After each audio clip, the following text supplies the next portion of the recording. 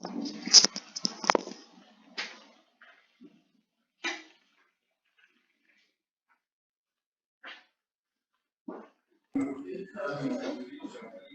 buenos días, profesor Silva, ¿me escuchan?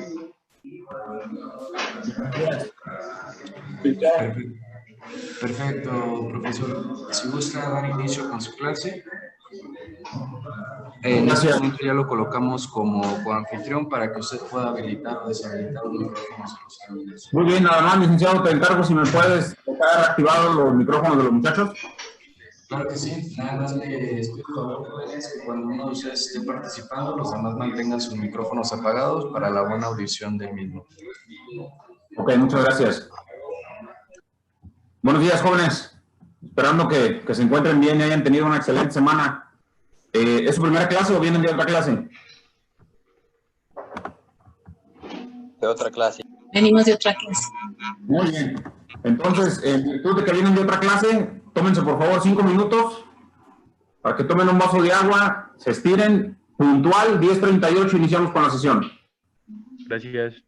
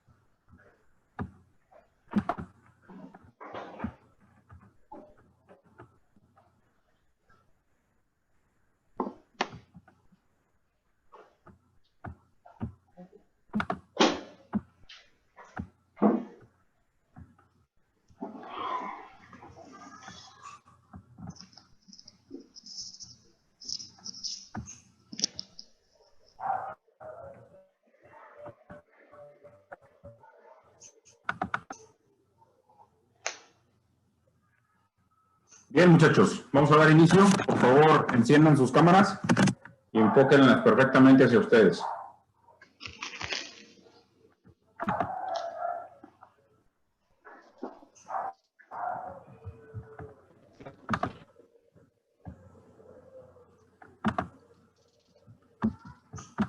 Bueno, jóvenes, pues nuevamente los saludo, buenos días. Bienvenidos a la sesión del día de hoy, 23 de agosto del 2020, de la materia de Derecho Procesal Civil. Los lineamientos que establece el protocolo para permanecer en el aula ya los conocen. Les voy a invitar a que enciendan su cámara, la enfoquen hacia ustedes y eviten que el coordinador que nos apoya el día de hoy, con la facultad que la autoridad le otorga, los pueda expulsar de la sesión. Recuerden que y la asistencia a las mismas forman parte integral de su calificación y de su evaluación. ¿Ok? Entonces, para poder iniciar con la sesión del día de hoy, muchachos, tengo la primera interrogante. Espero que hayan tenido la oportunidad de la entidad desde donde me escuchan y me ven. Y con ello, hago mención, ¿existe alguna duda respecto a los temas previos vistos en las sesiones anteriores? ¿Alguien que no le haya quedado claro, que ahora que tuvieron la oportunidad de estudiar, les haya brincado por ahí alguna duda para poder darle prosecución al curso? Es el momento preciso si existe algún interrogante, si tienen alguna duda respecto a los temas previamente vistos. De manera ordenada, pueden encender su micrófono. Adelante.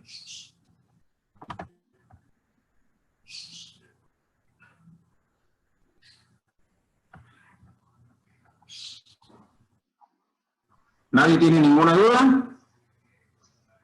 Bien, yo sí tengo algunas dudas. Vamos a que me ayuden a disiparlas.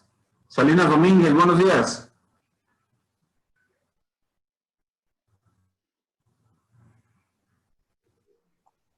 Buenos días. ¿Tienes algún impedimento para tener tu cámara encendida? No, ninguno. Ok, por favor te encargo que la mantengas encendida y recuérdanos, por favor, ¿qué es la demanda? La demanda es cuando, bueno, yo así le entendí que es cuando empieza la litis, cuando ya empieza la acción, en el momento que el abogado promueve o, digamos, entrega el escrito de demanda, o sea, ya cuando empieza la litis.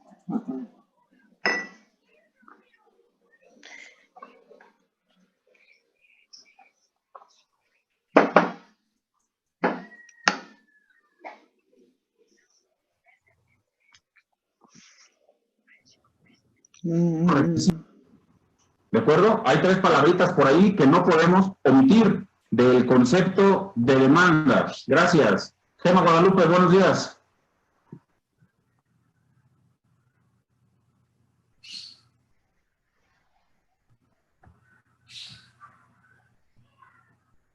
Gema Guadalupe, ¿estás en la sesión?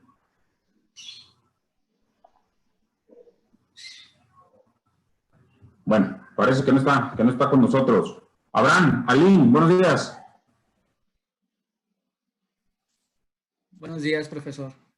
Abraham, recuérdanos, por favor, ¿qué es la demanda? Bueno, la demanda es aquel acto por el cual a una parte que se llama actor o se denomina actor acude al órgano jurisdiccional para que éste le resuelva alguna problemática que él pudiese tener. Ok. Fíjate bien, hay 3 palabritas que no le podemos quitar al concepto de demanda, que ya por aquí alguien en el chat lo está especificando. Dijimos que es un acto, ¿ok? Es un acto porque es tu voluntad presentarla. Es un acto jurídico porque nos lleva a consecuencias jurídicas. Y después le pusimos un segundo apellido que se llama acto jurídico procesal porque se presenta dentro de un proceso. Acuérdate que el instrumento que le va a dar inicio al procedimiento es la demanda, ¿ok? Entonces, por favor, para que se pongan a estudiar, muchachos. Leslie, Alejandra. Profesor, perdón, así como usted lo dijo, la acción es la parte central de la demanda. Ajá, correcto. Ya que tienes el micrófono abierto, haznos el favor de decirnos qué es la acción y qué requiero para ejercerla.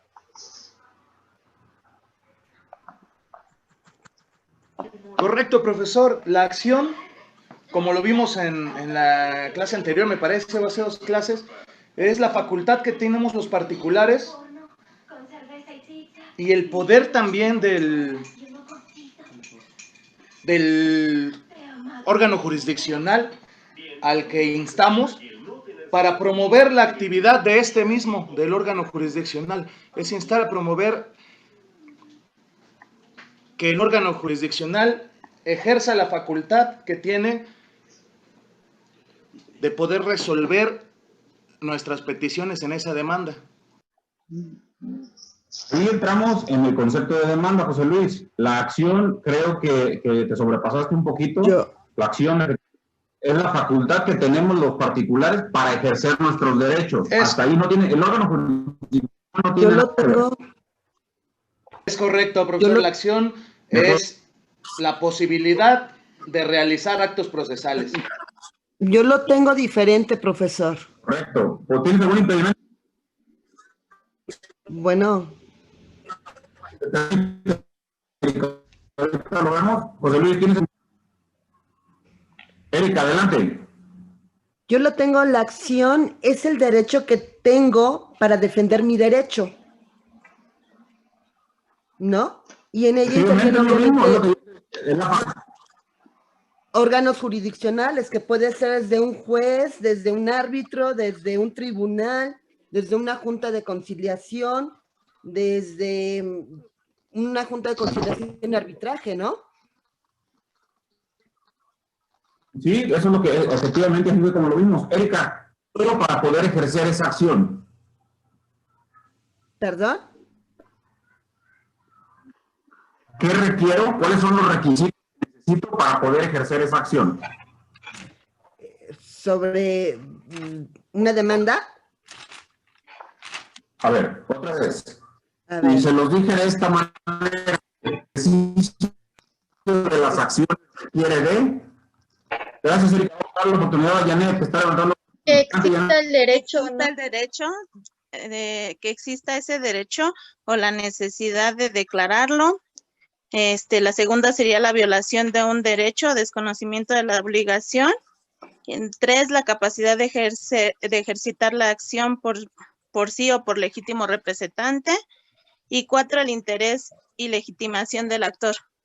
Correcto, Janet. Muchachos, recuerden que para yo poder ejercer esa acción, para yo ir a pelear algo ante el órgano jurisdiccional, requiero de 4 cosas mínimo. Primero, que exista el derecho. Después, que ese derecho se me haya violentado. Luego, la capacidad legal que tengo para poder ejercer tal acción y posteriormente, cuál es el interés que tengo. ¿Ok? Entonces, aquí la situación es esto, muchachos. Continuamos con el concepto de demanda. Si bien es cierto que ya tuvimos la oportunidad de desmenuzarlo de decir por qué decimos que es un acto, por qué procesal, por qué jurídico, cuáles son los sujetos que intervienen dentro del procedimiento, etcétera. Vamos a continuar con los requisitos de la nota, que fue ahí donde nos quedamos la sesión anterior. Sí.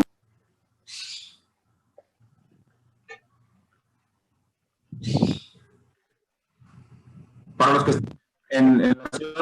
están en la Ciudad de México, o los que tienen el Código de Procedimientos Civiles para el Distrito Federal, artículo 255, acuérdense.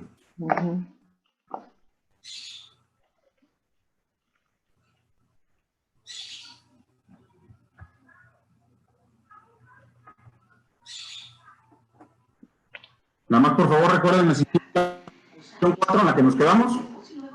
El primer requisito, profesor, como nos lo mencionó, es el tribunal ante quien se promueve. Sí.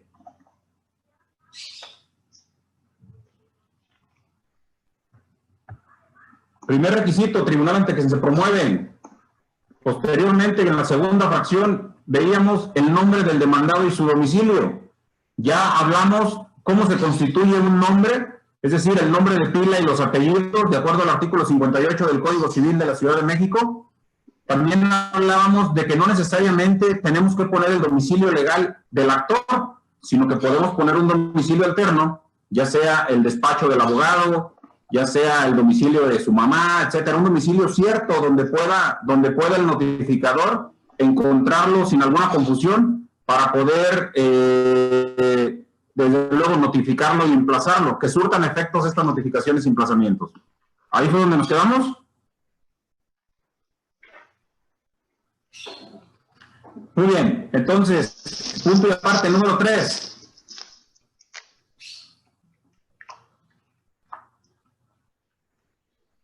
El nombre del demandado y su domicilio.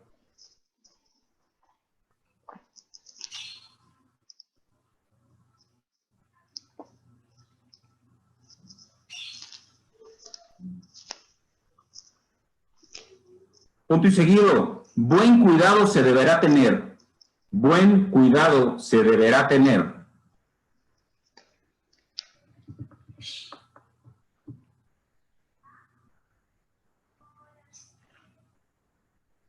Para expresar el nombre de la persona que tenga el carácter de demandado. Buen cuidado se deberá tener para expresar el nombre de la persona que tenga el carácter de demandado.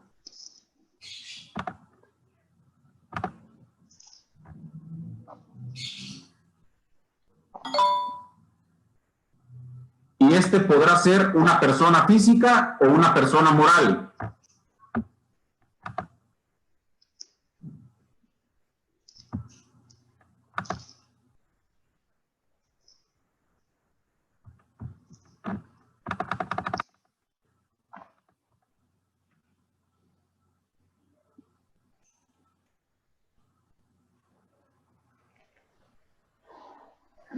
Punto y seguido, la regla general de expresar el nombre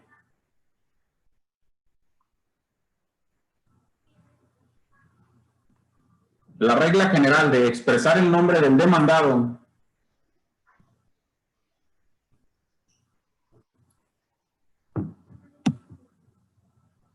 se ve ante la posibilidad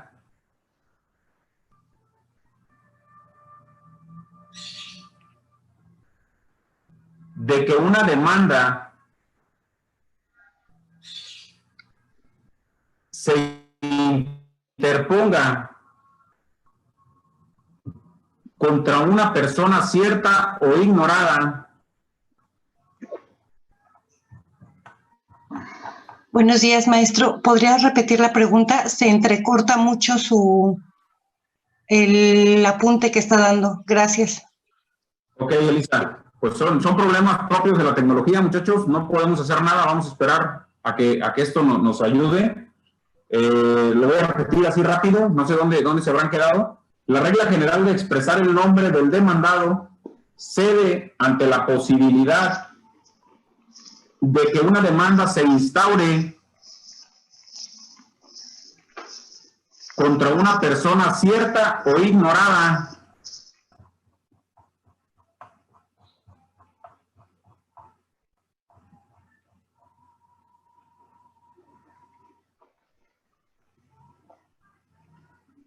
como lo estipula el artículo 122 del Código de Procedimientos Civiles para el Distrito Federal.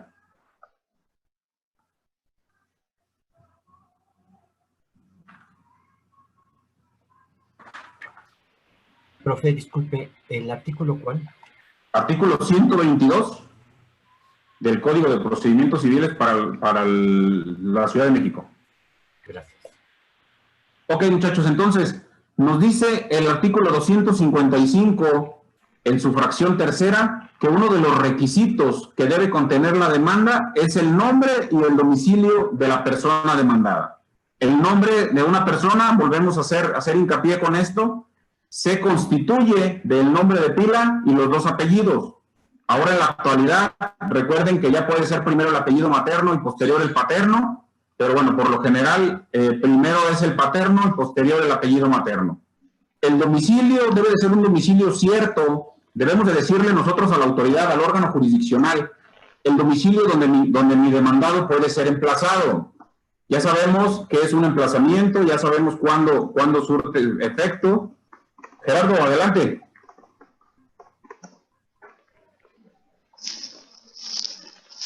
Gerardo, ¿puedes encender tu micrófono, por favor?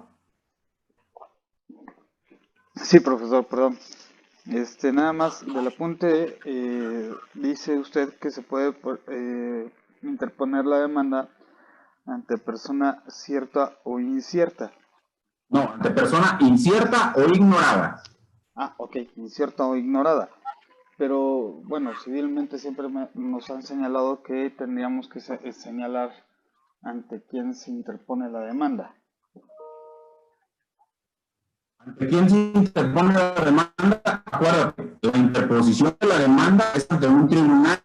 Yo voy a interponer la demanda ante el juez que tenga competencia para conocer del asunto. Eso no tiene nada que ver con la persona demandada. Ok, ya lo entendí. ¿Sí? Sí.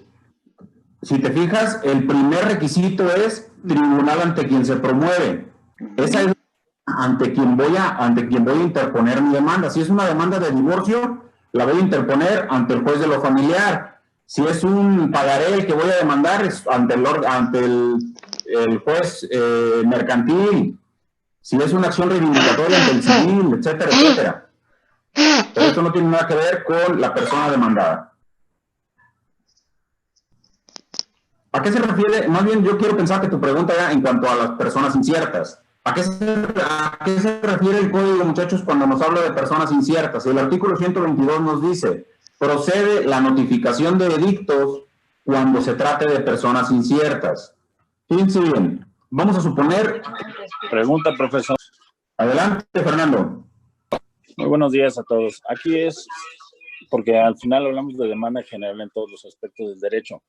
Contra la persona a quien resulte responsable también podría ser. Estamos hablando de una persona incierta.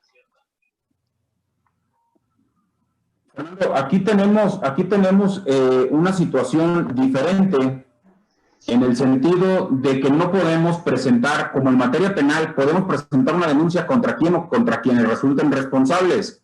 En materia civil, desafortunadamente, no. Uno de los requisitos que nos establece el 255 es el nombre de mi demandado, ¿sí? Entonces, tenemos que tener la certeza de que esa persona... ¿Qué sucede o cómo le puedo hacer, muchachos, para todos? Hoy somos 145 dentro de la sesión. ¿Qué pasa si yo quiero demandar a alguien, pero no sé su nombre? Alguien se metió a mi casa, que tengo sola, quiero solicitar el desalojo, pero no sé cómo se llama. ¿Cómo le hago para poder presentar esa demanda en contra de esa persona? Sí lo ubico, sí sé quién es, pero no sé cómo se llama. Profesor. Adelante. Por medio de un acto prejudicial. Muchachos, ya lo vimos, un acto prejudicial. Yo voy a solicitarle al juez que mande citar a esa persona, no sé cómo se llama, bajo protesta de decir verdad, desconozco el nombre, pero sé que está habitando la casa fulana, con la intención de que se presente y se apersone ante el juez. Una vez que esta persona ya se presentó ante el juez, ya tengo su nombre cierto, ¿ok? Y entonces puedo instaurar una demanda en su contra. ¿Qué sucede si sé cómo se llama, pero no sé dónde vive? Perdón. Adelante.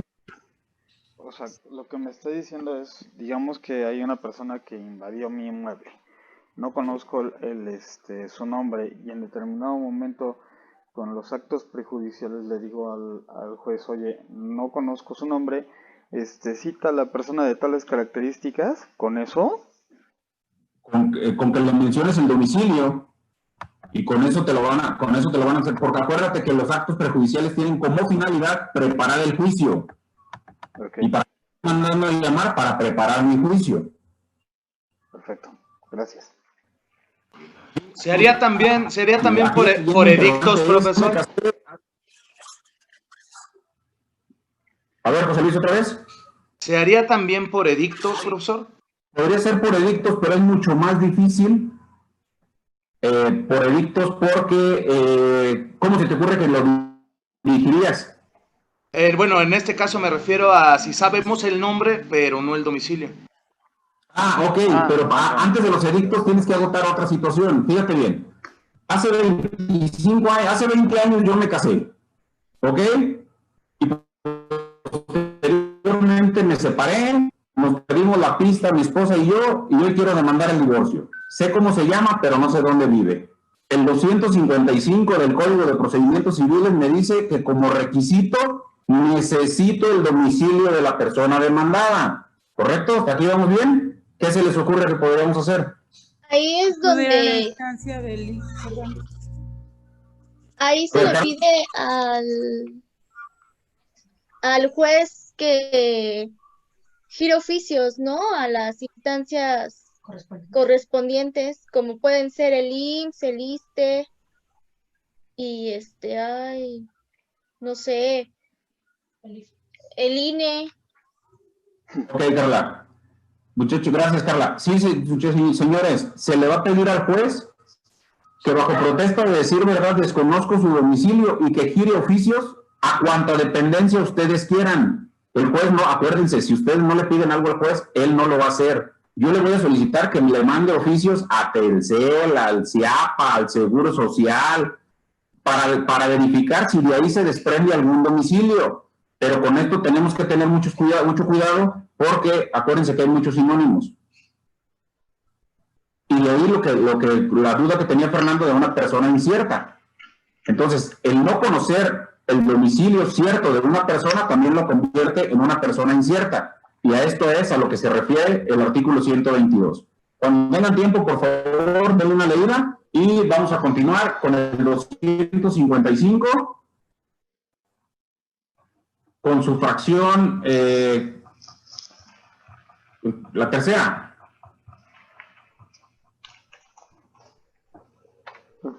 ¿Y el nombre, el domicilio, no hay ninguna duda? ¿Con el nombre y domicilio del demandado?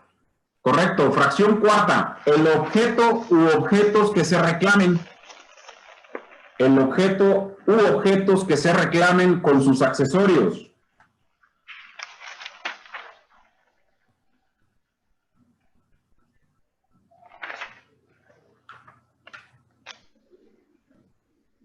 Punto y seguido. En el ámbito jurídico se entiende por objeto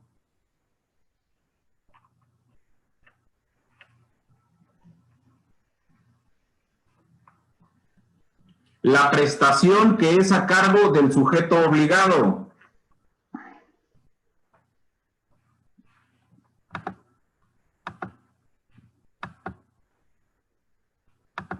La prestación que es a cargo del sujeto obligado. Y seguido, a su vez, coma,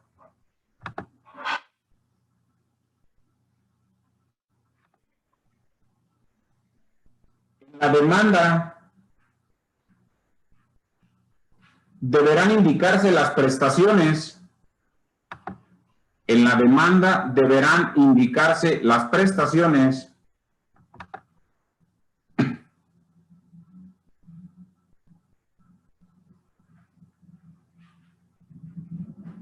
que se reclaman a la parte demandada.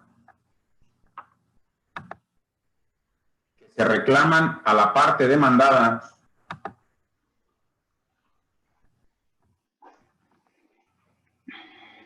Las cuales pueden ser,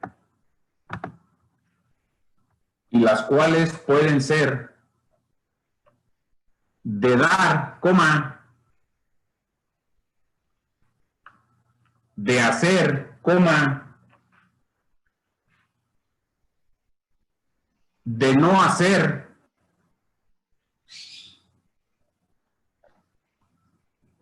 o de tolerar.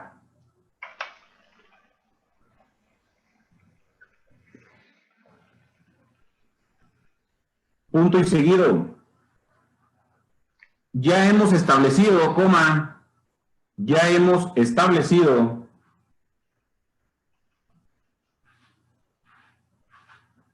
que el juzgador no puede conceder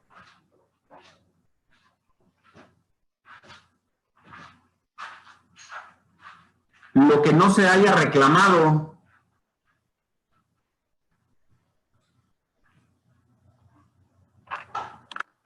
¿No se puede qué, profesor? No se puede conceder lo que no se haya reclamado,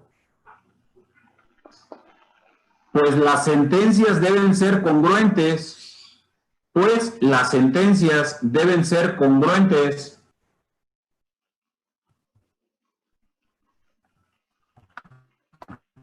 con las pretensiones deducidas en el pleito. Con las pretensiones deducidas en el pleito.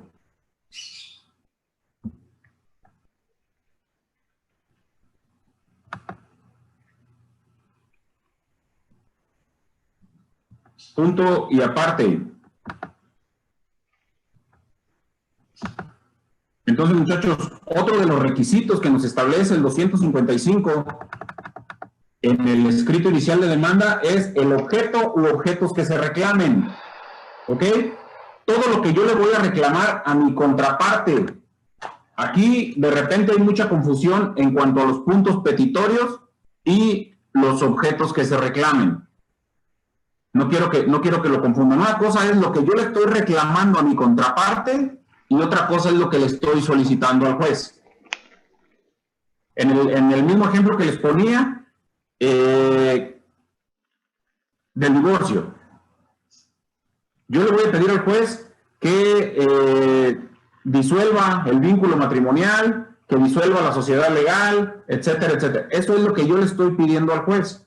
Pero si tengo algún acto que reclamarle a mi contraparte, lo voy a tener que manifestar. Esto va dentro del proemio. Ya vamos a hablar de las partes que integran la demanda en un ratito más y lo vamos a entender un poquito. ¿Alguna duda en cuanto a los objetos u objetos que se reclamen? A ver, yo sí, por ejemplo, en una pensión, en una demanda de pensión, mi pretensión es que se cumpla educación, salud, bla, bla, bla. ¿Y cuál sería ahí el reclamo?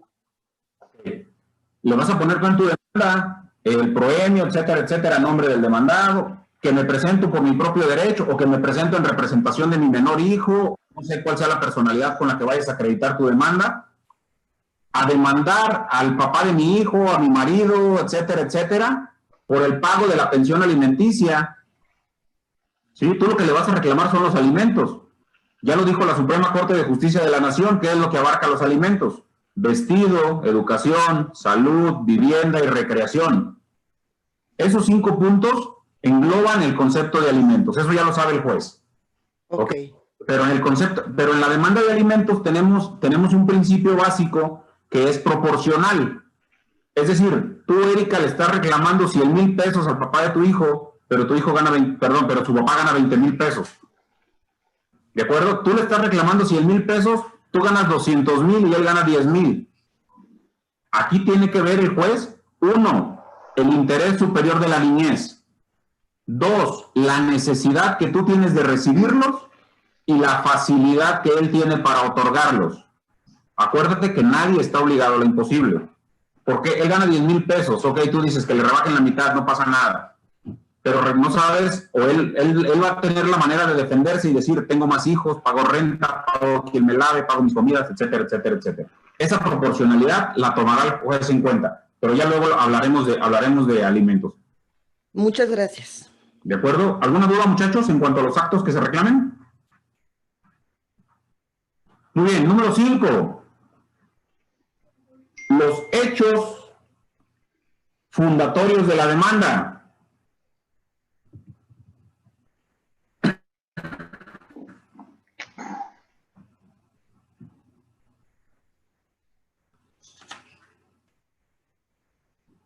Punto y seguido.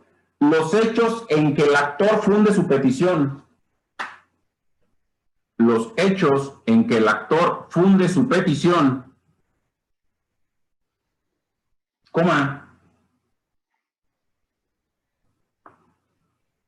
En los cuales precisará los documentos públicos o privados. En los cuales precisará los documentos públicos o privados.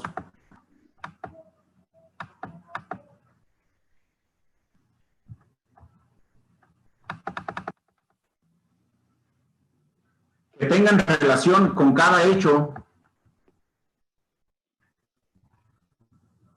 Que tengan relación con cada hecho, coma. Así como si los tiene o no a su disposición. Así como si los tiene o no a su disposición. De igual manera, proporcionará el nombre de los testigos. De igual manera, proporcionará el nombre de los testigos que hayan presenciado los hechos relativos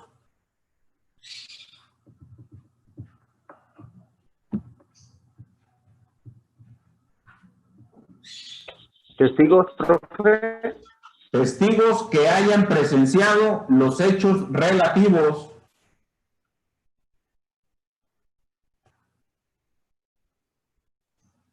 punto y seguido.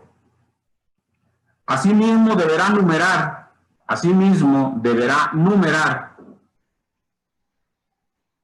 y narrar los hechos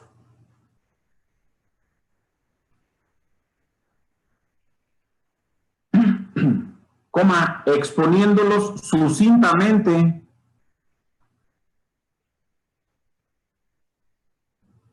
con claridad y precisión. ¿Exponiéndolos qué, perdón? Sucintamente o cronológicamente.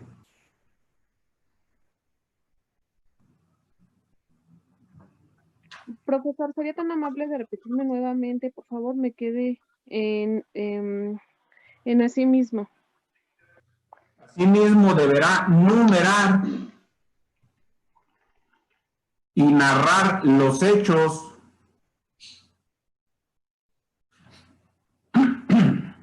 exponiéndolos sucintamente con claridad y precisión. Punto y aparte. De esta manera, los hechos habrán de aludir. De esta manera, los hechos habrán de aludir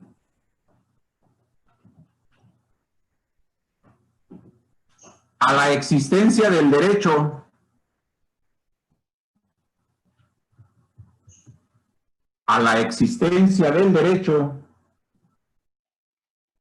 en el actor para demandar, coma,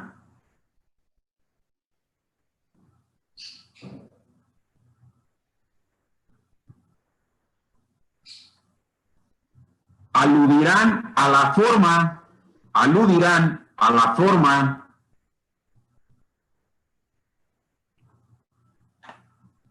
cómo el actor se convirtió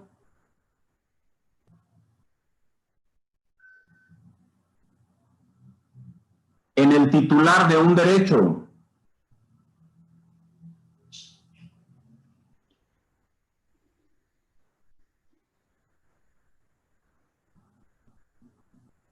Punto y seguido. Posteriormente,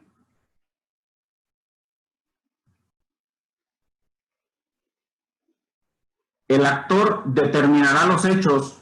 El actor determinará los hechos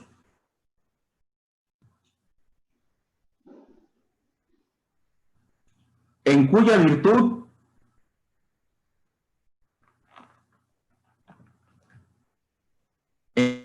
virtud se considere violado un derecho.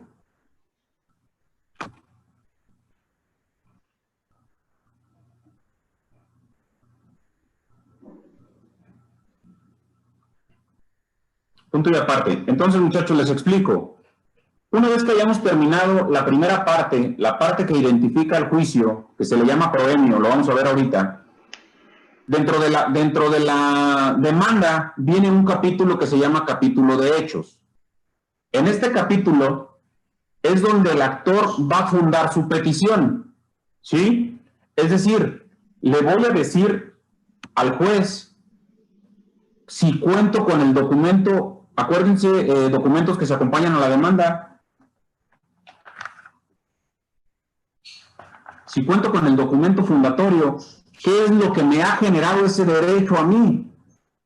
¿Ok? Lo voy a narrar en primera, numerados, cortos, precisos, y en segunda, de manera cronológica, de lo más lejano a lo más cercano. Si yo voy a presentar, siguiendo con el mismo orden de ideas, voy a presentar mi demanda de divorcio, capítulo de hechos, número 1.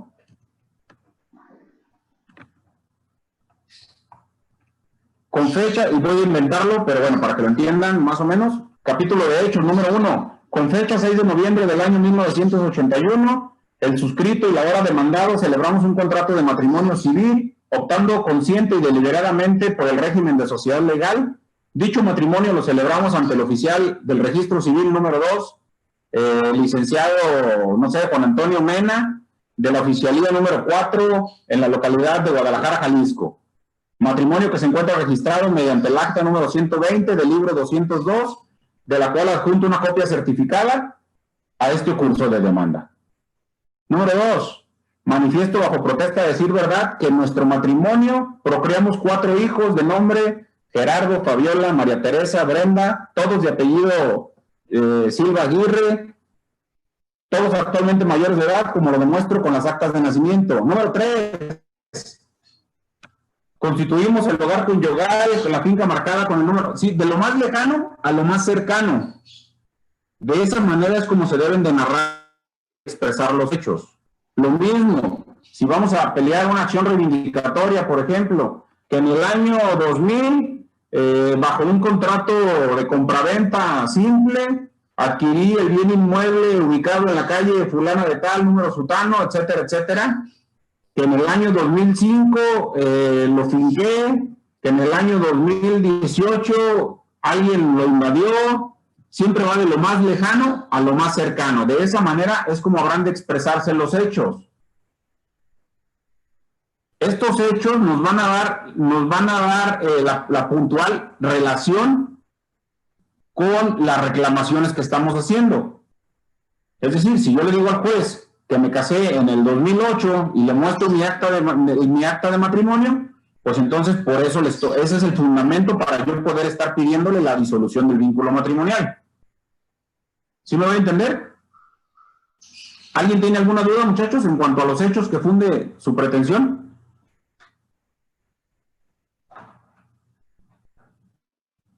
¿Seguros? No, solamente las pretensiones están vinculadas con los hechos. Y la pretensión es lo que se pide, lo que quiero, lo que sí, lo que quiero. Le voy a reclamar a mi contraparte. Ok. Y los hechos es, como usted lo dice, narrarlo de lo más lejano a lo más cercano, con relación a poderlo sustentar con algún documento, con un documento o alguna, ¿sí? ¿Vimos los documentos que se acompañan a la demanda? No, ahorita los vamos a ver y lo vamos a entender un poquito mejor, ¿ok? Es el tema que sigue. ¿Sale? Número 6. Los fundamentos de derecho.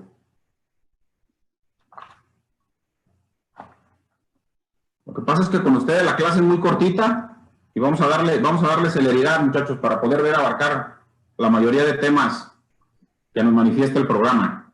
Número 6. Fundamentos de derecho.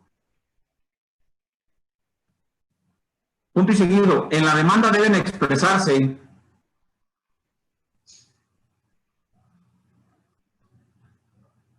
los fundamentos de derecho y la clase de acción. Los fundamentos de derecho y la clase de acción, coma. Procurando citar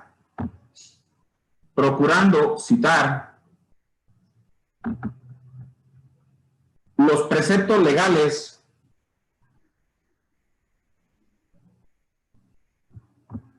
o principios jurídicos aplicables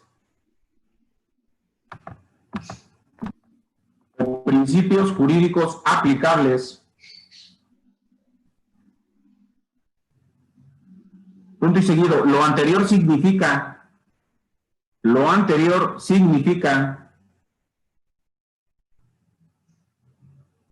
que la demanda debe llevar un capítulo de derecho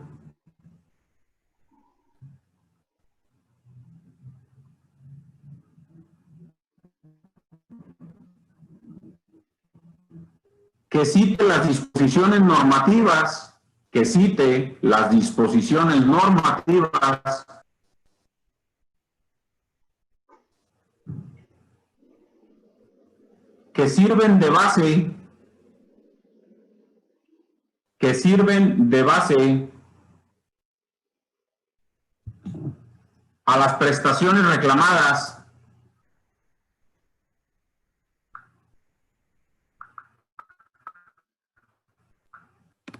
que sirven de base a las prestaciones reclamadas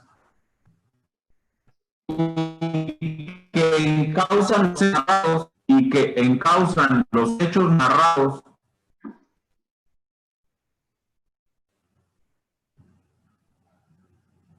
hacia una resolución favorable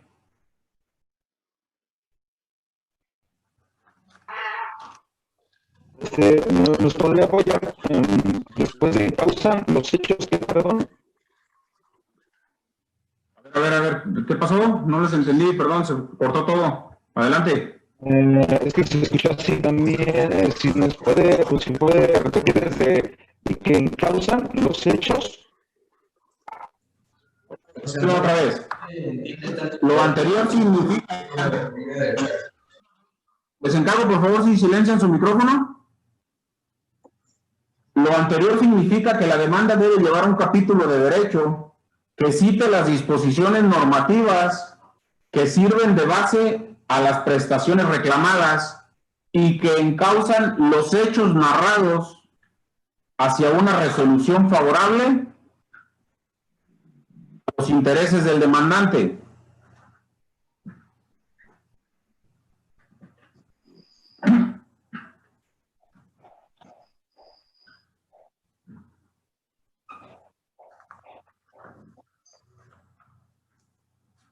Entonces, jóvenes, fracción 6 del artículo 255, requisitos que debe contener una demanda.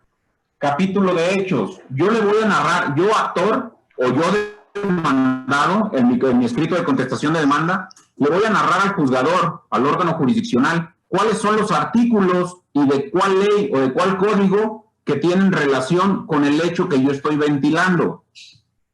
En este mismo capítulo de derecho, le voy a citar todos los preceptos legales, es decir, jurisprudencias, tesis, todo lo que fortalezca a lo que yo estoy solicitando. ¿Sí? Esto nosotros le vamos a dar luz al juzgador para que pueda ver que el derecho me asiste, que el código así lo estipula, que se me ha violentado ese derecho, etcétera, etcétera. Bueno, ¿Sí, cierto? Sí, Armando. Disculpe, no, lo que pasa es que tengo problemas con mi audio. Disculpe la interrupción. No te preocupes, nada más por favor manténlo apagado. Ok, muchachos, entonces, ¿alguna duda con el capítulo de Derecho? Sí, nada más aquí, por ejemplo, aquí cuando está usted integrando la legislación, ¿también ahí es integrar la de los tratados internacionales o va en un apartado especial? No, ahí mismo en el capítulo de Derecho. Okay. Si tú vas a manifestar algún tratado internacional, te sugiero que lo copies a la letra. Okay. Los artículos solamente le voy a decir, sirven de fundamento el artículo 1010, el 1021, el 700 del Código Civil de la Ciudad de México. Okay. Pero si voy a mencionar alguna jurisprudencia o algún tratado internacional, sí es recomendable copiarlo. Ok, gracias. Por nada. ¿Alguien más, muchachos, tiene alguna duda? Ok. ¿Las jurisprudencias, profesa, las sitúan en los hechos o en los derechos? No, las jurisprudencias siempre van a ir en tu capítulo de Derecho. Acuérdate que el capítulo de Derecho nos dice que son los preceptos legales que tenemos para darle fortaleza a lo que estamos narrando dentro del cuerpo de la demanda. ¿Vale? En el capítulo de Derecho van los artículos y va la jurisprudencia. Gracias. Número 7. El valor de lo demandado.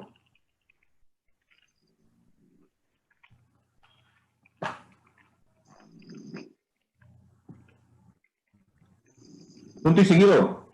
Si la competencia por cuantía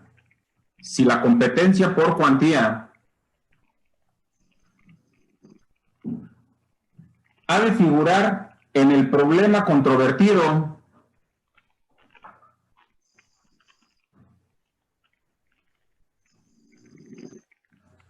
Discúlpeme, profesor, ¿me podría hacer el favor de repetirme? Gracias. Si la competencia por cuantía ha de figurar en el problema controvertido,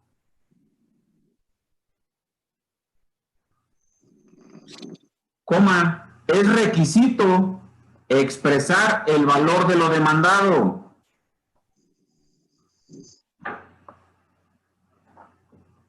Es requisito expresar el valor de lo demandado.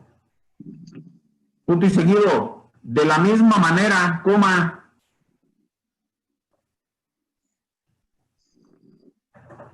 la cuantía expresada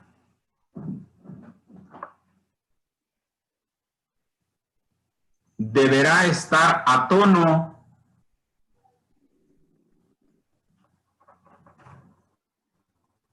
con las disposiciones legales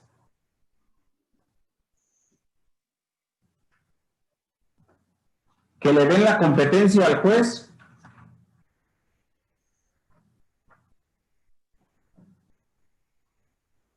para conocer del asunto instaurado. Para conocer del asunto instaurado.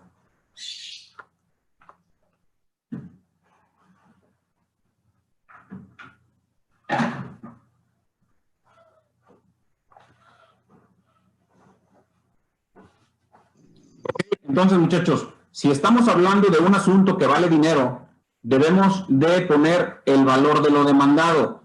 Muchas de las veces no sabemos cuál va a ser la certeza del valor del asunto, pero sí el valor de lo demandado. ¿A qué me refiero? Les pongo un ejemplo muy sencillo. Vamos a suponer una demanda laboral. Yo voy a demandar a mi patrón por un despido injustificado. Yo gano 10,000 pesos mensuales. ¿Ok? Me corrió hace un mes. Entonces, el valor de lo demandado ahorita son 10,000 pesos. 10,000 pesos mensuales. Estoy pidiendo los 3 meses de indemnización, etcétera, etcétera. El juicio vale 35,000 pesos. ¿Ok? Pero no sé cuánto tiempo se va a tardar este juicio. Si se tarda un año, desde luego que no va a costar los mismos 35,000 pesos. Ese valor de lo demandado, ese valor del juicio, lo voy a actualizar hasta la ejecución de sentencia. Una vez que el presidente de la Junta de Conciliación y Arbitraje me haya otorgado ese derecho, entonces yo le voy a decir, hoy el patrón me debe tanto, 12 meses de salarios caídos, mis 3 meses de indemnización, etcétera, etcétera, a lo mejor ya cuesta 100,000 pesos. Sí, lo mismo pasa con un pagaré. Ahorita me debe 10,000 pesos, pero los intereses de aquí a que se termine el juicio se deben de ir haciendo el cómputo. Al final, actualizo con una planilla de liquidación lo que me debe y lo que me habrá de pagar. ¿Sí nos queda claro?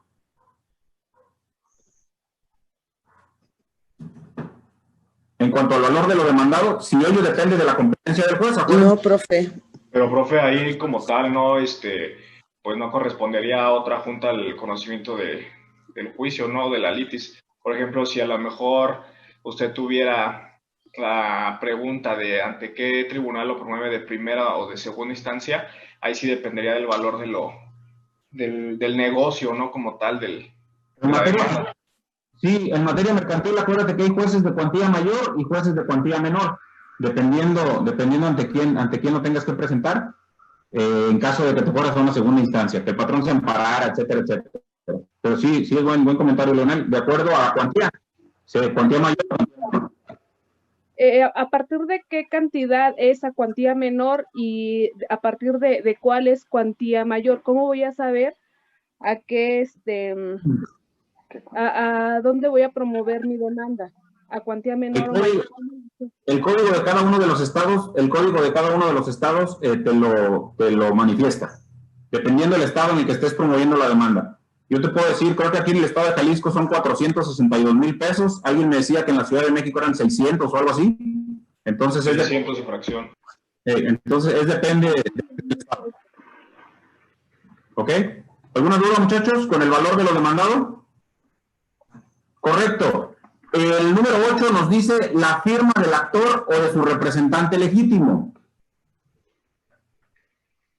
Otro de los requisitos es la firma del actor o de su representante legítimo.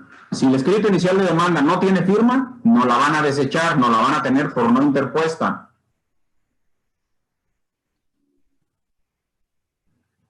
Si no supiera o no pudiera firmar, acuérdense, eso ya sabemos cómo se subsana. Cuando vimos formalidades judiciales, ese procedimiento ya lo conocemos, por eso no vamos a adentrarnos mucho ahí.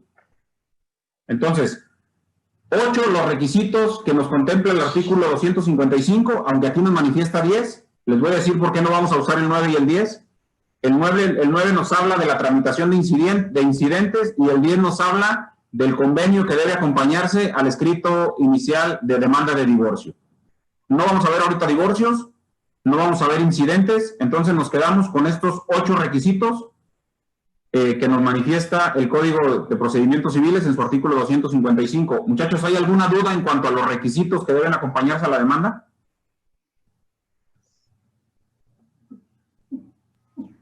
Ustedes, lo que nos comentó de los requisitos fue en relación al Código de la Ciudad de México, ¿correcto? Pero, por ejemplo, hay en mi caso, en el Estado de México, solamente nos manifiesta 7 requisitos. Me imagino que van encaminados a lo mismo. Por ejemplo, de la firma, no lo menciona. Entonces, hay que pensar de que en dado caso de que, por ejemplo, si nuestro código no lo menciona y yo promuevo mi demanda, el juez me va a prevenir, ¿no? Para que yo vaya a ratificarlo, ¿se puede decir o se puede decirlo? Puedes a cumplimentar con esa ausencia de firma. Aquí te va a prevenir para que cumplas con ese requisito. Vamos a ver, muchachos, que hay requisitos subsanables y requisitos insubsanables. ¿Ok? Si yo, por ejemplo, voy a demandar a Leonel Rodríguez porque tengo un pagaré que él suscribió a mi favor por 100,000 pesos, ¿ok? Y yo le pongo a mi demanda, ser juez de lo familiar, esa demanda me la van a desechar. No me van a prevenir para que el juez no me va a decir, fíjate que te equivocaste y yo no soy competente para conocer, pero corrígela y no, me la va a desechar de plano. ¿Sí? Pero sin embargo, si me faltó el domicilio, si me faltó un acta de nacimiento, si me faltó algo que pueda ser subsanable, me va a prevenir y me va a dar un término de 5 días para ustedes allá en la Ciudad de México, aquí en Jalisco 3 días para cumplir prevenciones, en el Estado de México creo que también son 3 días para cumplir con las prevenciones, para que yo subsane esa deficiencia. Y entonces ese lo tenemos como un requisito, como un defecto subsanable. La próxima clase vemos cuáles son los subsanables y cuáles son los insubsanables. ¿Ok? ¿Alguna duda, muchachos, con los requisitos que debe contener la demanda? No quiero que lo confundan a la hora del examen. Y de una vez les adelanto, la próxima semana tenemos examen. ¿Ok? No sé si se los vayan a aplicar en la semana o el domingo, pero la semana de evaluación empieza el día de mañana y termina el próximo domingo. No quiero que me vayan a confundir requisitos de la demanda con formalidades judiciales. Suele suceder, son dos cosas diferentes. Si yo les pongo requisito, acuérdense, la formalidad es que deben de ir en español, las cantidades y con letra y número, etcétera, etcétera. Esas son formalidades, no requisitos. Si a mí me falta una formalidad en mi demanda, es posible que me prevengan para que la corrija. Pero si me falta un requisito, me lo van a desechar. Me la van a tener por no interpuesta. ¿Ok? ¿Alguna duda con los requisitos, muchachos? No, yo tengo una duda en general con la demanda. Por ejemplo, mencionaba usted bien un caso laboral, pero en laboral hay una junta de conciliación. Ahí es como un arbitraje. Ahí el demandado y el demandante van ante un tercero por voluntad. Y en las situaciones como la mercantil que mencionaba, ahí va el demandado y el demandante y es el órgano jurisdiccional, pero ahí ya es pues más coercitivo. Es la información que yo he leído y sin embargo me gustaría usted a la práctica cómo se realiza esto. Sí, mira María, aquí la cuestión, acuérdate que el juicio civil posterior a la contestación de demanda nos maneja una audiencia que se llama audiencia de conciliación. Sí, lo vamos a ver más adelante. En esta audiencia de conciliación, como tú lo mencionas, no es coercitivo, no es obligatorio llegar a un acuerdo. Es obligatorio presentarnos, pero no llegar a un acuerdo. Si aquí habríamos de llegar a un acuerdo, y te lo pongo fácil ahí perdóname, Leonel, o perdón por ponerte de ejemplo, nos van a citar a Leonel y a tu servidor a esa junta de conciliación para ver si podemos llegar a un acuerdo. Si en ese acuerdo Leonel dice, ¿sabes qué, Fernando? Yo te puedo pagar 10,000 pesos mensuales y yo lo acepto, ese convenio se eleva a categoría de sentencia. Correcto, y haz de cuenta que llevamos todo el juicio. En el momento de que él incumpla, yo ejecuto la sentencia directamente. Pero eso lo vamos a ver más adelante. Después de la contestación de demanda, vemos esa audiencia. Es como los jueces de paz, ¿no? Más o menos, ¿o es diferente? ¿Pues? Es como el juez de paz, ¿no? Que van y concilian y ya así. No, esa es otra cosa. Pero bueno, en términos, para fines prácticos es lo mismo, conciliar. Es como la alternativa en materia penal. Ok, bueno. ¿Sabes? La justicia alternativa que los centros de mediación, etcétera, etcétera. Ok. ¿Alguna duda con los requisitos?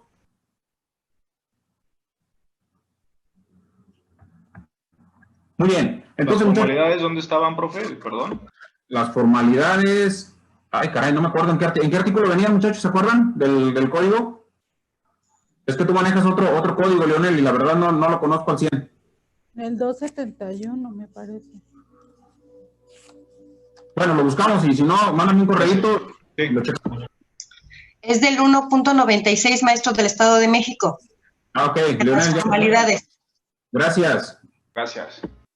Ok, muchachos, así como el código nos especifica formalidades, requisitos, lineamientos, también nos dice documentos que se deben acompañar a la demanda. El Código de Procedimientos para la Ciudad de México lo contempla en su artículo 95. Para los que tienen los del Estado de México, el capítulo se llama de la presentación de documentos. Si me hacen favor, búsquenlo en el índice y ahí lo van a encontrar, no sé qué artículo sea. Entonces, a la demanda también tenemos que anexarle ciertos documentos para que ésta sea viable, para que ésta pueda ser admitida. Vamos a darle celeridad para ver si alcanzamos a ver este tema el día de hoy y dejarlo concluido. Dice el artículo 95, a toda demanda o contestación de demanda deberán acompañarse necesariamente y nos manifiesta cuatro supuestos. ¿Ok? Entonces, póngale por ahí sus apuntes, documentos que deben acompañarse a la demanda. Independientemente de que ahorita lo leemos, les voy a dictar para explicarles cada uno de ellos. Documentos que se deben acompañar a la demanda.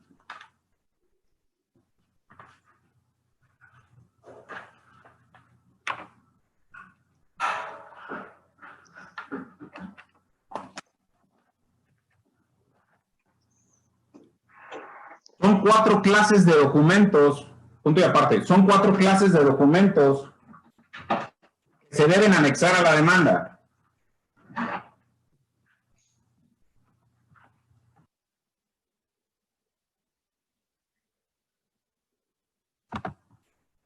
Punto y aparte número 1. Los que fundan la demanda, coma, por los cuales se entiende. ¿Por los cuales, profe, el número 1? Por los cuales se entiende. Número 1, los que fundan la demanda, coma, por los cuales se entiende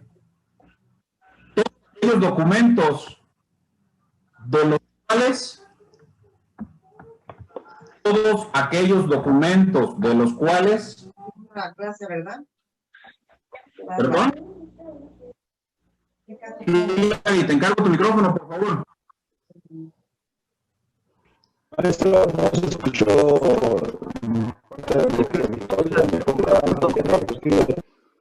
José Antonio, no te escuché nada. ¿Alguien escuchó lo que dijo que me lo pueda copiar, por favor? Profesor, ¿puede repetir uno? Es que se corta mucho, por favor. Ok, les vuelvo a repetir. Esperamos que esto se corrija. Son 4 clases los que deben anexarse a la demanda. Punto y aparte. Número 1. Los que fundan la demanda. ¿Cuáles se entiende? Por favor, ¿pueden silenciar su micrófono? Por ahí micrófonos abiertos. Por los cuales se entiende, ok, todos aquellos documentos de los cuales emana, todos aquellos documentos de los cuales emana el derecho que se invoca.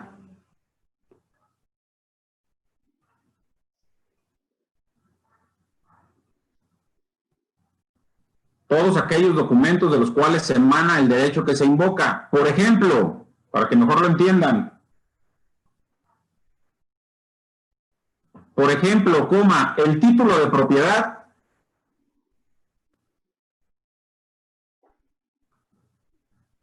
cuando se ejerce la acción reivindicatoria.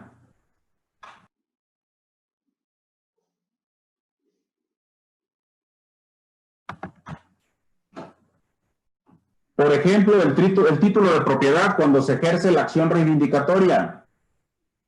O los títulos que traen aparejado la ejecución.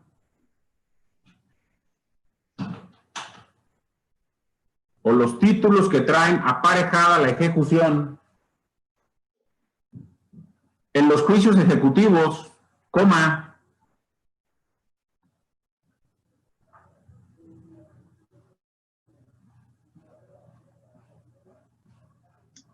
¿aparejada qué, maestro? la ejecución, coma, etcétera.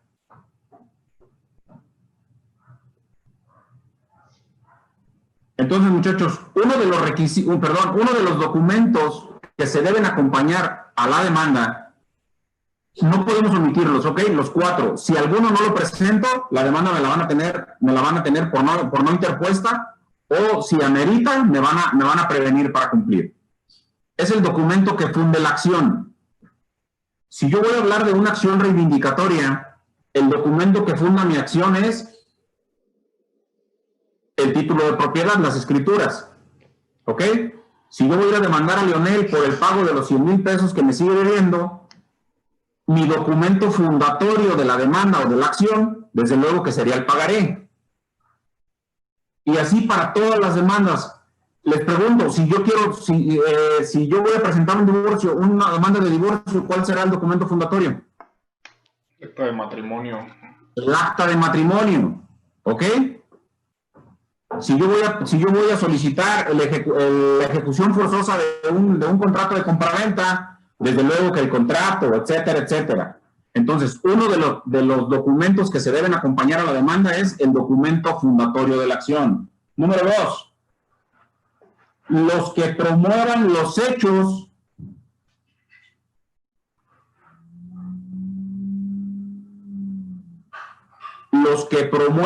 hechos afirmados en la demanda.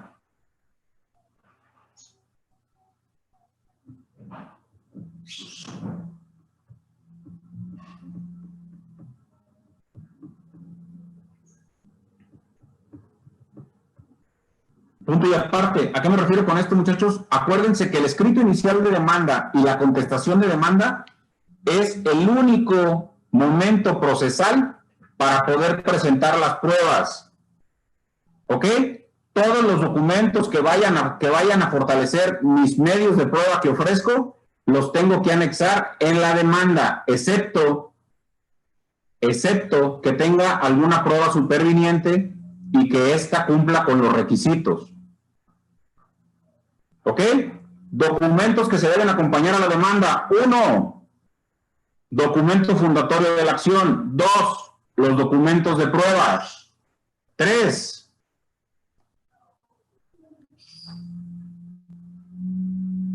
los que acrediten la personalidad jurídica. Los que acrediten la personalidad jurídica de quien comparece a nombre de otro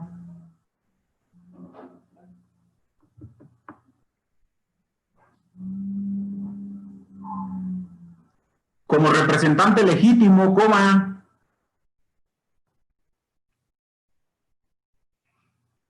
legal o voluntario.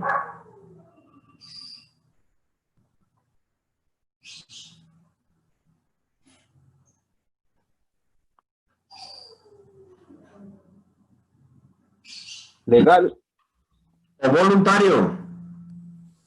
Sí, profe, buenos días. ¿Sí podrá repetir el número 2, por favor?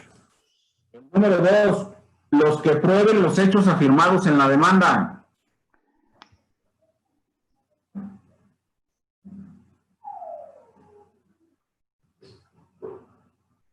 El número 3, muchachos, por favor, pongan atención, si no, díganme si yo entiendo los problemas de la tecnología, pero para no estarnos regresando. Los que acreditan la personalidad jurídica de quien comparece a nombre de otros como representante legítimo, legal o voluntario. Y número 4, las copias del escrito de demanda. Las copias del escrito de demanda y documentos anexos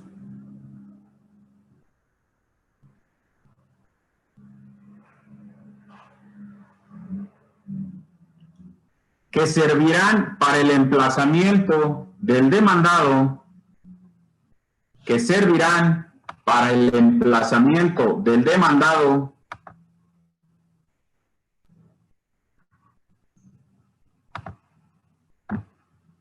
y que pueden ser simples o fotostáticas,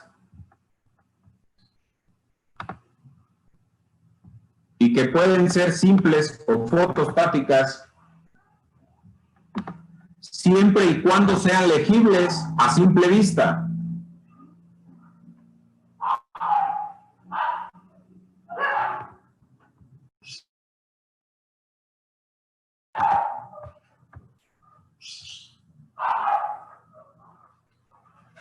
¿De acuerdo? Entonces les explico así rápidamente, muchachos. Los documentos que se deben acompañar a la demanda están fundamentados en el Código de la Ciudad de México, artículo 95. Son 4 los documentos que debemos de anexar. 1, el documento fundatorio de la acción. 2, los documentos de pruebas, los que prueben los hechos. Pueden ser los peritajes, pueden ser documentos públicos, privados, etcétera. Cualquier documento que lo vaya a ofrecer como medio de prueba. 3, el documento que acredite la personalidad de la persona que comparece. Es decir, si es apoderado legal de una empresa, si es el abogado patrono de una persona física, si es el apoderado con actos de dominio, con actos de administración, etcétera, etcétera. el documento que acredite esa personería. Y 4, las copias. Las copias son muy importantes, muchachos. Es un juego de copias por cada uno de los demandados. ¿Ok? Si yo tengo 5 demandados, voy a presentar ante la oficialía de partes común mi escrito inicial de demanda en original y 6 copias. ¿Ok? Tengo 5 demandados. Voy a presentar el original y 6 copias. ¿Por qué 6 copias? Por el acuse de recibo. Son los traslados y su recibo, ¿no? Yes. Acuérdense que no es requisito, pero es la única manera fidedigna que tengo para poder comprobar que presenté mi demanda. ¿Ok? En el acuse de recibo nos van a poner todos los anexos que presentamos. Presentó 3 actas de nacimiento, un acta de matrimonio, un pagaré en original, etcétera, etcétera, etcétera. Muchachos, ¿alguna duda con los documentos que se deben acompañar a la demanda? ¿Alguna duda hasta aquí de lo que hemos visto?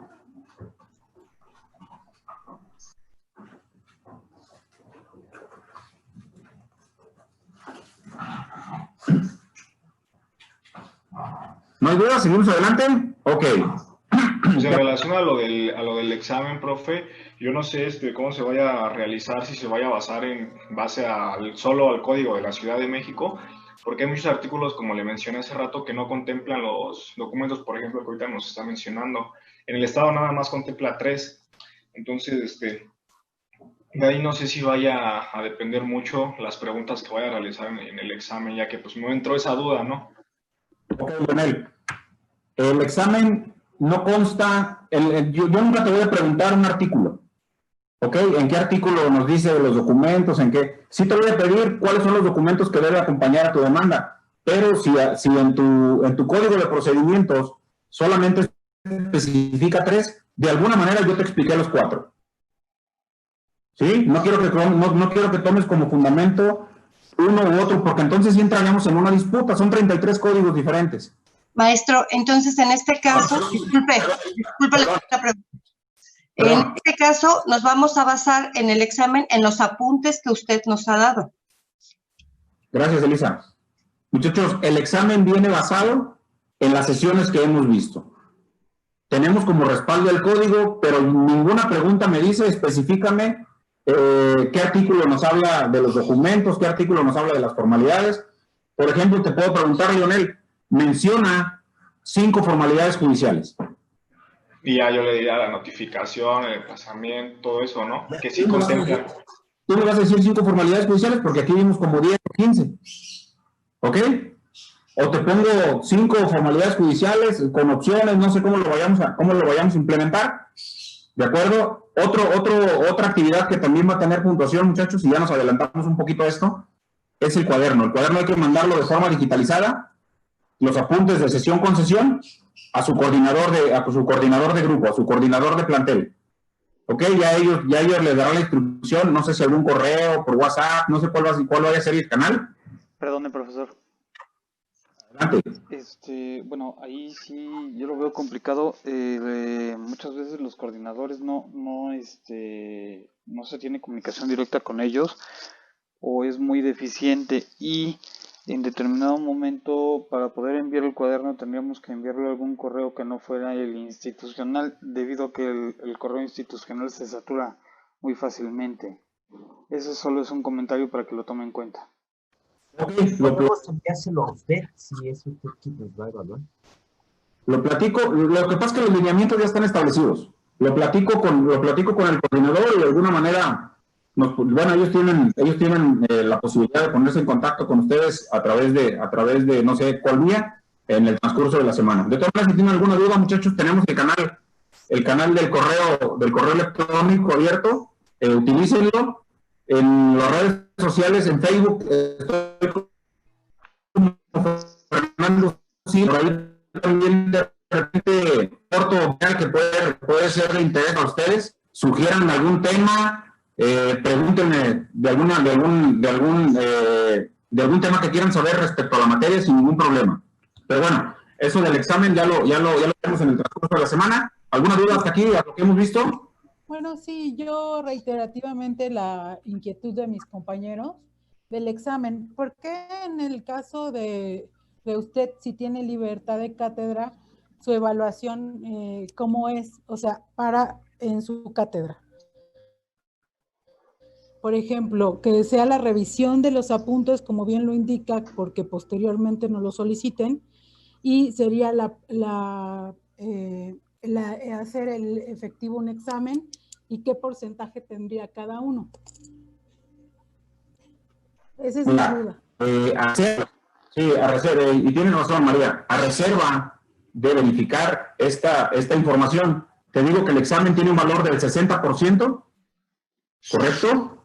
Hay que ver las cuestiones de aptitudes y actitudes, aptitudes y actitudes, es decir, la participación que tenemos, la puntualidad, la asistencia, todos esos lineamientos que yo les dije desde el primer día forman parte integral de la evaluación. De ahí restaríamos o sumaríamos el otro 40%.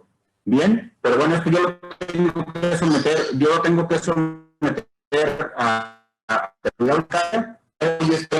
un cuadro que ellos les darán a conocer a ustedes. Yo solamente los estoy poniendo al tanto de que esta semana es la semana de evaluación, no solamente de mi materia, de todas las materias, y bueno, pues de esa manera tendremos que presentar. A lo mejor no todo el mundo, no todos los profesores les van a presentar un examen, les dejarán alguna actividad, etcétera, etcétera. Nosotros también lo vamos a hacer, pero no por el momento. Vamos a empezar a hacer algún escrito inicial de demanda. Eso ténganlo por certeza. Vayan pensando en qué tema van a desarrollar. Pero por lo pronto, la manera de poder medir hasta dónde estamos llegando, sí va a ser un examen. El examen tiene el valor del 60% de la calificación. Los apuntes tienen otro promedio y los demás lineamientos que la asistencia, la disponibilidad. Ustedes han sido testigos de que hay compañeros que supuestamente están en la sesión, a los que yo me dirijo y jamás me responden. Entonces, todo eso, aunque no parezca... Disculpe, profesor, que lo interrumpa. Lo que pasa es que a mí se me va un poquito su señal y de repente lo escucho entrecortado. Entonces, no alcanzo a comprender bien sus lineamientos. ¿Me podría repetir, por favor? Ok. Profesor, otra pregunta. Permítame, por favor. Permítame, déjenme contestarle a Lisbeth. Lisbeth, si hay algo que yo soy muy repetitivo, ¿sí? Es si tienen alguna duda o si tienen alguna sugerencia. Bien, si bien es cierto que la tecnología nos da problemas que no podemos nosotros solucionar, como es el caso de que se entrecorta, de que no se escucha, etcétera, etcétera, cuantas veces lo solicitan es cuantas veces yo lo repito. Bien, te voy a repetir los parámetros. El examen vale el 60% y el otro 40% se divide entre actitudes y aptitudes. Ya tú sabes lo que son las actitudes y lo que son las aptitudes. ¿Quién está apto para estar en la sesión? ¿Quién tiene su cámara encendida? ¿Quién de alguna manera participa? ¿Quién yo me dirijo a través de un cuestionamiento y me responde? ¿Quién tal vez esté en la sesión o no esté porque no se ve? Lo ignore, etcétera, etcétera. Eso es el parámetro de medición y cómo vamos a llevar a cabo la forma de evaluar. ¿Alguien tiene otra pregunta? Sí, yo, profesor. El examen que usted nos plantea, ¿lo piensa llevar a cabo, supongo que en nuestra próxima clase, en esa hora y media para todos? Citlali, la verdad es de que no sé cómo se vaya a implementar. Apenas, yo solamente les informo las fechas, no sé cómo se va a implementar, ahorita lo voy a checar yo con el coordinador. Si ellos se los van a aplicar, si ellos se los van a mandar, te mentiría y a lo mejor estaría desvirtuando cierta información. Pero solamente quédate con que esta semana tenemos exámenes, la próxima semana, por favor. Discúlpeme, profesor. Adelante, Gerardo. Quizás soy reiterativo con las dudas de los compañeros, pero yo creo que sí sería importante tener por lo menos el lineamiento a seguir la próxima semana con respecto a la evaluación. O sea, el que nos diga, bueno, pues lo voy a checar y ya después se enterarán, la verdad nos deja con una zozobra muy grande. Yo creo que Mira, debiéramos de ser un Gerardo, poquito más te lo pongo bien fácil. profesionales en el sentido de decir, ok, se va a llevar de esta forma y se va a efectuar de esta forma. O sea, estamos estudiando una carrera que es precisa en cuanto a las formas y no lo estamos haciendo. Discúlpeme, esa es mi opinión. Ok. Gerardo, te la puntualizo y te la dejo bien fácil. Esta semana tienes examen de Derecho Procesal Civil y el examen vale 60%. En el examen solamente vienen cuestionamientos que se vieron en clase. ¿De acuerdo? Más, discúlpame, no es que sea profesional o no sea, no está en mi control. Yo en este momento te podría hacer las 15 preguntas orales o las 20 preguntas orales, tomar una calificación, en definitiva darte tu promedio. Pero bueno, los lineamientos, como todo, lo marca la autoridad. Si tú te vas a presentar ante un juzgado, el juzgado te va a marcar tiempos, te va a marcar lineamientos, te va a marcar etcétera, etcétera. Lo mismo sucede en esta aula virtual. ¿De acuerdo? Solamente quédense con que la próxima semana, del 24 al 30 de agosto, tienen evaluaciones. Y bueno, pues la manera de implementarlo sería como la autoridad lo designe. Yo tengo una pregunta, profesor. Soy Silvia Galindo Vital. Mi duda es que yo siempre escribo en Word, no escribo en cuaderno. ¿Yo puedo enviar ese archivo cuando me soliciten el cuaderno? Sí, sin ningún problema. Muchas gracias. Problema. Tú manda tus apuntes. Adelante. Okay. Muchas gracias, profesor. ¿Un minuto más? Adelante. Respecto al tema, respecto a lo que quieran, no hay ningún problema. Yo tengo una pregunta, profesor. De acuerdo al examen, sería útil saber en qué horario y qué día precisar, porque bueno, yo personalmente en la semana tengo cuestiones laborales, entonces sí sería bueno organizar para poder aplicar el examen. Ok, Gabriela, te voy a pedir de favor que te comuniques con tu coordinador de plantel. Sí, que ellos son los que ponen estos lineamientos. Les repito, a mí me solicitan un examen y es todo lo que yo puedo hacer. Si por mí fuera, créanme lo que ocupamos la hora y media para implementar el examen y ningún problema. Pero los lineamientos, te repito, son otros. A mí no me incomoda que tengan la cámara apagada, pero es un requisito, es un lineamiento para poder permanecer en tenerla encendida. Por ejemplo. ¿De acuerdo? Doctor, disculpe, Jacqueline Gutiérrez de Catepec. Un favor, ¿podríamos mandarle los apuntes del cuaderno a su correo? Jacqueline, te pasa la información a qué correo. Posteriormente me harán llegar la digitalización del cuaderno. Déjame, okay. Yo no tengo ningún inconveniente, pero ellos los harán sabedores. Un comentario más, doctor. Yo notifiqué en la institución desde el inicio del cuatrimestre que mi cámara no servía. Definitivamente sí es de sumo interés su clase para mí. De antemano, pues agradezco yo el conocimiento que nos comparte, que le agradezco. Sería todo, doctor. Gracias. Buenos días, maestro. Buenos días. En mi caso, no me han podido dar permiso en el trabajo, me encuentro yo trabajando, por eso no tengo encendida mi cámara, porque no nos han entregado credenciales y entonces no tengo cómo justificar que en realidad estoy estudiando. Muy bien, ok.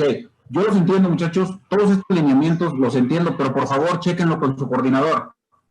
No pasa nada, échenme la culpa a mí, díganle, el profesor me dice que no puedo estar en la clase y ustedes me dijeron que sí. Yo solamente estoy siguiendo los lineamientos que establece el protocolo para el aula virtual. ¿Ok? Todos esos, y creo que el mismo protocolo lo establece. Todas estas dudas hay que aclararlas con el coordinador, por favor. Ellos son los encargados. Yo les mentiría, muchachos. Yo estoy desde acá, desde el estado de Jalisco, y así como muchos están fuera de la Ciudad de México. Por favor, ahí directamente con ellos. Sí, muchas gracias, maestro. Comentarles todas las dudas que ahorita surgen al respecto de fechas, formas de evaluación y todo este tipo de cosas. Esto lo tienen que checar directamente con su coordinador de grupo de WhatsApp. Es el único que les puede brindar esta información. Si les llega a tardar un poquito, yo les pediría que insistieran o puedan pedir a cada uno de sus planteles. Es un desmadre.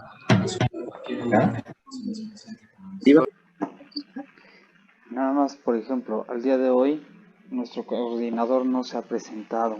Ni siquiera sabemos su nombre. puedes acudir al que te corresponde para que te puedan resolver esas dudas. Pero ¿qué sentido tiene que tengamos clases virtuales si para tantas cosas tenemos que acudir al plantel? O sea, yo puedo Efectivamente, de pagar nada sirve tener pero un debo llevar el coordinador. comprobante físico. Son cosas con poco sentido. Efectivamente. Sí, o sea, si van a darle atención, pues denla completa. Bien, jóvenes, pues yo les ofrezco de antemano una disculpa. En ese sentido, por favor, chéquenlo con sus coordinadores. Yo estoy a sus órdenes. Contáctenme a través del Facebook, contáctenme a través del correo.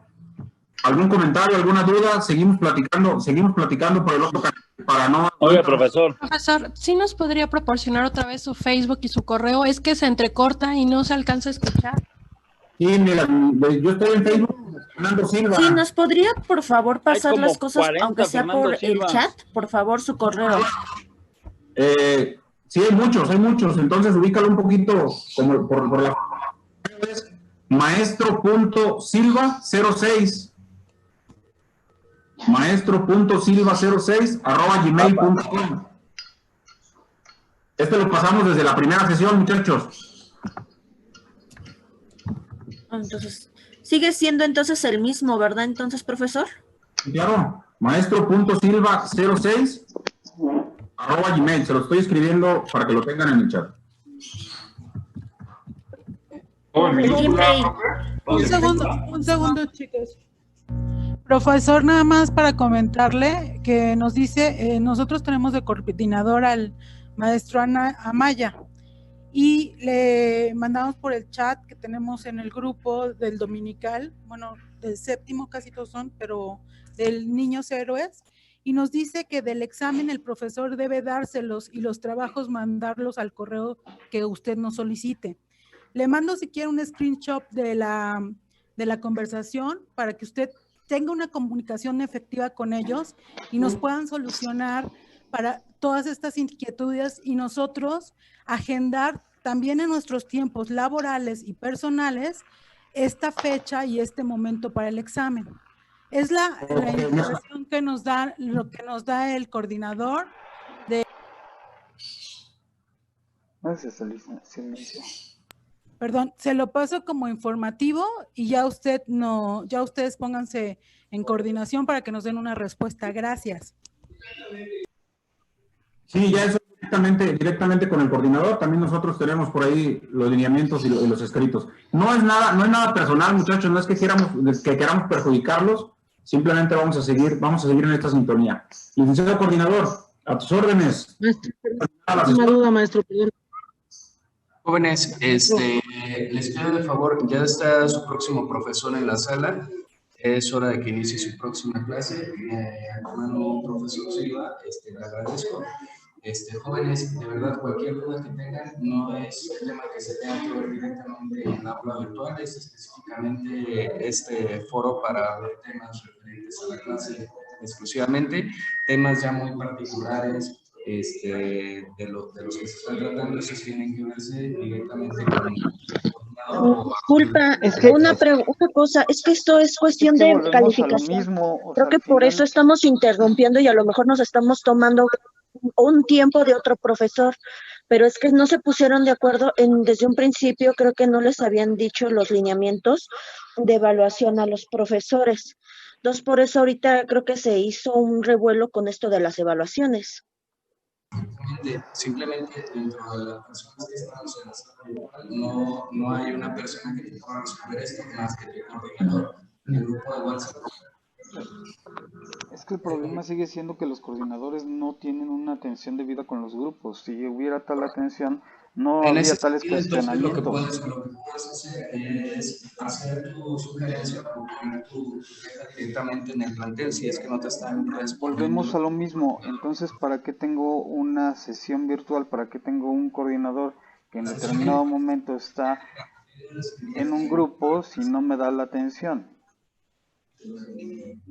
La sesión virtual es exclusivamente para temas de clase, nada más. Desafortunadamente, y entiendo esto último, pero no nos están dando otra opción, no tenemos medios de comunicación y el estar asistiendo al plantel es otra cosa que nos deja a todos en un limbo.